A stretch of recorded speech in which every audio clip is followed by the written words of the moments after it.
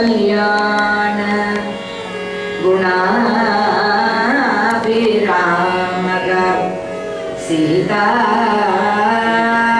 मुखाम्भोरुग चञ्चरीकग निरन्तरं मङ्गलमातनोतु निरन्तरं मङ्गलमातनोतु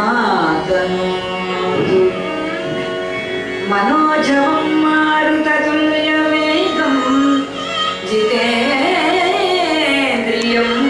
बुद्धिमतां वरिष्ठं वातात्मजं वानरयोधमुख्यं श्रीरामदूतं शिरसा नमामि श्रीरामदूतं शिरसा नमामि श्रीवेङ्कटाचलाधीशं श्रियाध्यासितवक्षसं श्रितचेतनमाकारं श्रीनिवासमहं भजे।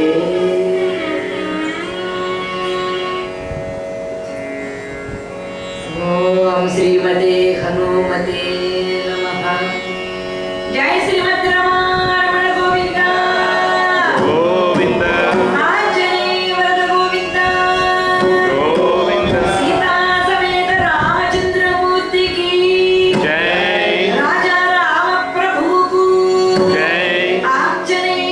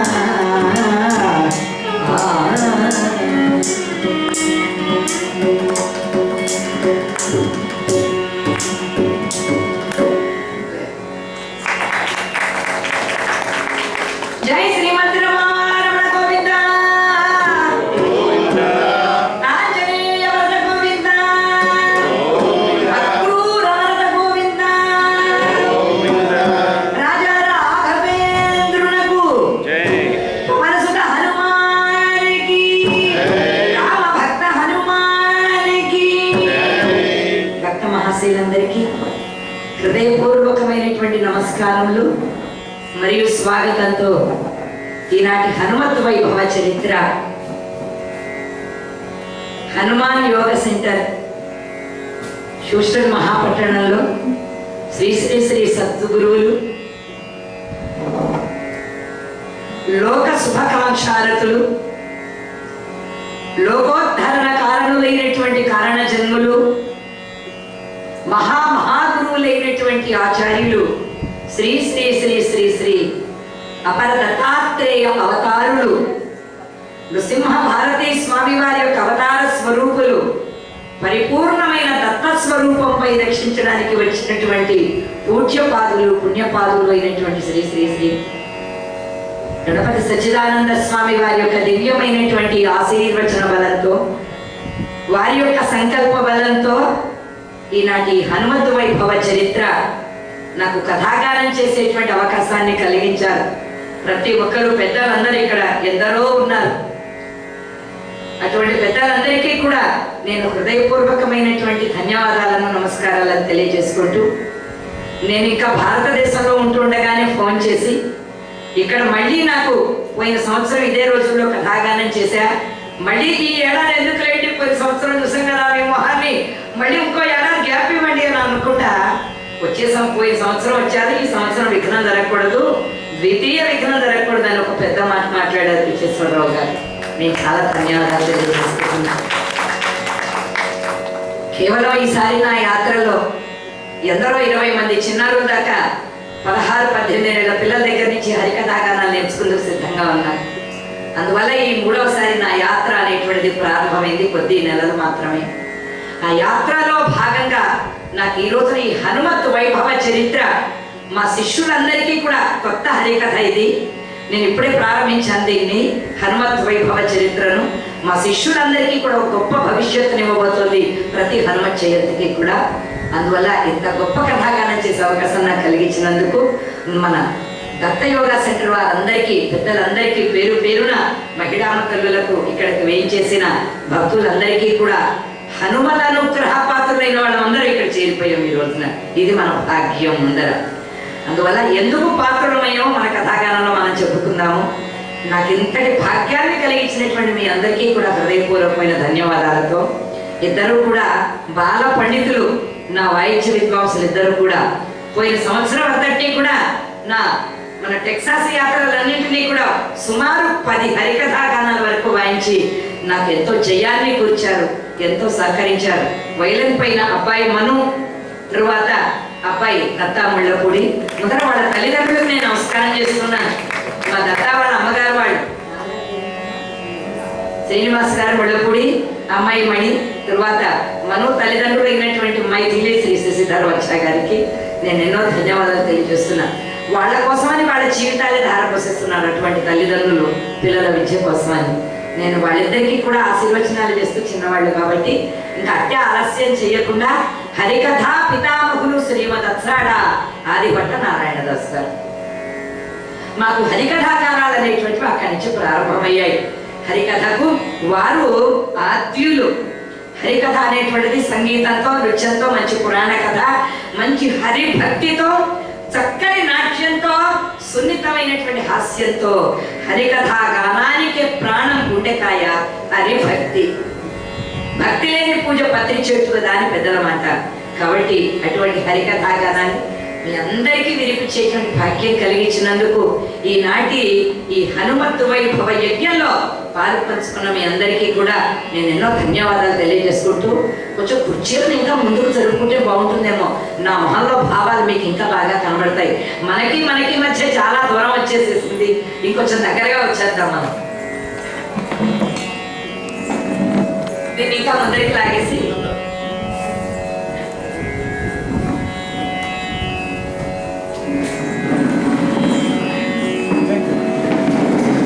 మనందరం దగ్గర వారం అండి. భగవద్బంధువులే కదా, అందువల్ల మనమందరం చాలా దగ్గర వారం. కూర్చునే వాళ్ళందరూ కుర్చీలో కూర్చోండి. ఎవరు మిగిలిన వాళ్ళు కావాలని ఇక్కడ కూర్చోండి, పెద్దలందరూ కూడా కుర్చీలో కూర్చోండి, పర్వాలేదు. ఎందుకంటే ప్రస్తుతం మా పరిస్థితి కూడా అంతే అనమాట. మందేస్తేనే తెస్తుంది శరీరం, అంటే ఏదో ఒక ట్యాబ్లెట్ పడితేనే అనమాట. అందువల్ల ఈ రోజున హనుమంతు వైభవ చరిత్ర కథాగానం చేసుకున్నారు మీ అందరికీ కూడా మనం చేస్తూ. అసలు వాతావరణం చూడండి ఎంత బాగుందో, అద్భుతమైన వాతావరణం. కొంచెం వేడిగా ఉంది కదా. అవును మరి ఈ రోజున హనుమంతుల వారు సూర్యమండలంలో ఉన్న సూర్యుని మింగేయాలని వెళ్తున్నాడు ఆయన మరి. అందువల్ల అంత వేడిగా ఉందన్నమాట మనకి. వైశాఖ మాసం కదా, హనుమంతుల వారు 2 రోజుల క్రితమే పుట్టాడు పాపం ఆయన. మొన్ననే హనుమత్ జయంతి చేసుకున్నాం మనం. వైశాఖ బహుళ దశమి నాడు ఆ మహానుభావుడు. ఈ రోజున కథ ఓ ప్రత్యేకమైనటువంటి కథ. అది మరి మీ ఎంతవరకు మీ చెవులకు వచ్చిందో నాకు తెలియదు. మహానుభావుడైనటువంటి పరాశర మహర్షుల వారు మనకు అందించినటువంటి హనుమత్ వైభవ చరిత్ర చక్కగా సావధానంగా ఆనందంగా విని మీరందరూ కూడా హనుమంతుడిని ఒక్కడిని పూజిస్తే, హనుమంతుడి గురించి ఒక్కడికి మొక్కితే సర్వదేవతలకు మొక్కినట్లే. హనుమంతుని యొక్క కీర్తన విన్నట్లయితే సీతారామ లక్ష్మణుల యొక్క పరిపూర్ణమైన దయ మనతో తప్పనిసరిగా ఉంటుంది. అందువల్ల ఆంజనేయ వరద గోవింద గోవింద సీతా సమేత శ్రీరామచంద్రమూర్తికి జై. మాకు ఉత్సాహం రావాలంటే గోవిందనామస్మరణ మీరు గట్టిగా అనాలి. మధ్యలో కాస్త వాల్యూమ్ తగ్గించినా పర్వాలేదు. ఏడుకొండల వాడ వెంకటరమణ గోవింద రామముక్కులవాడ అనాథ రక్షక గోవింద గోవింద ఆంజనేయ నీరజ హనుమంత శ్రీ ఆంజనేయ నీరజ హనుమంత నీ రజకపు చేతను సురలక్య ఆంజనేయ నీరజ హనుమంత. మన కవితా పితామహుడైన శ్రీమంతాళ్లపాటి అన్నమాచార్యుల వారు కొన్ని వేల సంకీర్తనలను హనుమంతుడి పైన గానం చేశారు. ఎక్కడ హనుమంతుడి పైన గానం చేశారు అంటే వెంకటేశ్వర స్వామి వారి యొక్క ఆలయానికి ఎదురుగా బేడి ఆంజనేయ స్వామి అని ఉంటారు. ఆయన బేడి అంటే ఆయన చేతులకు బేడిలు తగిలించుంటారు. ఆయన పుట్టింది కూడా అంజనాద్రి మీద. 7 కొండలలో ఒక కొండ అయిన అంజనాద్రి అని అది పురాణ ప్రకారంగా కన్ఫర్మ్ చేశారు. ఆంజనేయుడు అక్కడే పుట్టాడు. ఎటున్నా మాకు తెలియదు. మాకు అక్కడ ఆంజనేయుడు పుట్టిన స్థలం ఉంది. అమ్మ అంజనీదేవి, అంజనాదేవి ఆమె తపస్సు చేసినటువంటి కొండ ఉన్నది. ఆమె కొరకే అక్కడ ఉన్నటువంటి అంజనా తీర్థం ఉన్నది, గంగ ఉన్నది. అందువల్ల మాకు ఆంజనేయుడు అక్కడ పుట్టాడు అన్నమాట. అటువంటి ఆంజనేయ స్వామి వారు అల్లరి భరించలేక వెంకటేశ్వర స్వామి వారికి మొక్కుకుతున్న వీడిని ఎలా కంట్రోల్ చేయడం నా వల్ల కావడం లేదు అని. అయితే నేను కట్టేస్తా అని భక్తి అనేటువంటి బేడీలు వేసి ఆ స్వామికి ఎదురుగా ఉంటాడు ఆంజనేయ స్వామి. ఈయనకి దండ పెడితే ఆయన దర్శనం సులభంగా అయిపోతుందండి. మీకు ఇది ఒక రహస్యం. కొండ మీద మీకు సులభంగా సుఖంగా దర్శనం కావాలంటే ముందర ఈ బేడి ఆంజనేయ స్వామికి ఒక దండ పెట్టి కొబ్బరికాయ కొట్టు పెడితే అక్కడ వెంకటేశ్వర స్వామి వారి యొక్క సులభ దర్శన అనుగ్రహం కలుగుతుంది. అందువల్ల ముందర ఈయన దండ పెట్టి పెడుతూ ఉంటాం అన్నమాట. ఏడుకొండల వాడ వెంకటరమణ గోవింద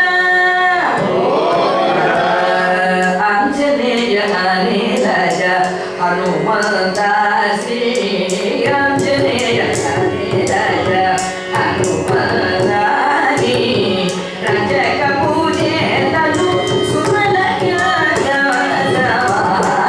ఆంజనేయ నీరజ హనుమంత నీ రజక పూజేతను ఆంజనేయ నీరజ హనుమంత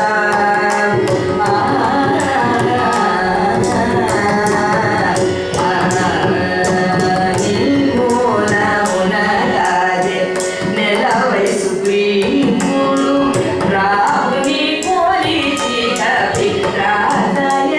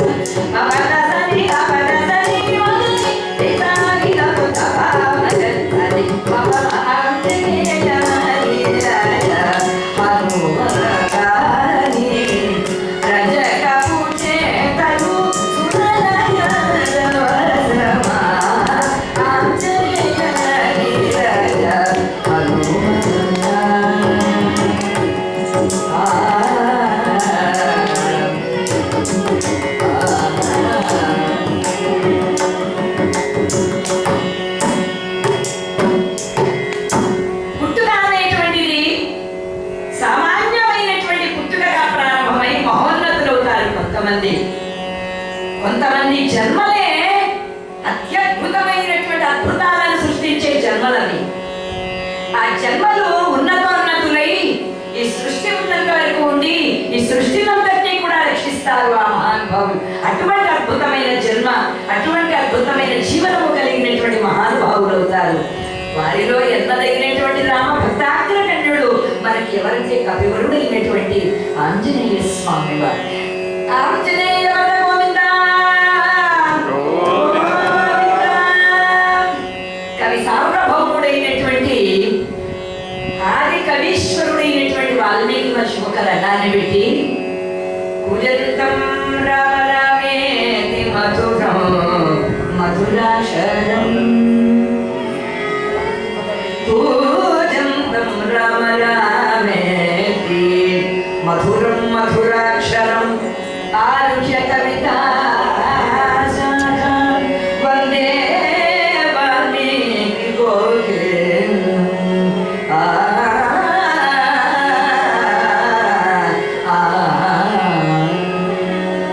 పవనసుత హనుమానికి ఎటువంటి వాడండి మహానుభావుడు. ఈ ఒక్క శ్లోకమే ఈనాటి కథాగానానికి మనకు మన కుటుంబానికి కూడా రక్ష కలిగించేటువంటిది. ఈ రెండు శ్లోకాలని చదివితే ఆంజనేయ స్వామి వారు అక్కడ వచ్చి కొలువు ఉంటాడండి.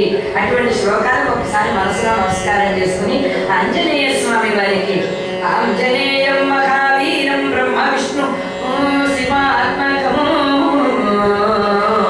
తరుణార్క ప్రభో రామం తరుణార్క ప్రభో శాంతం రామదూతం నమామ్యహం.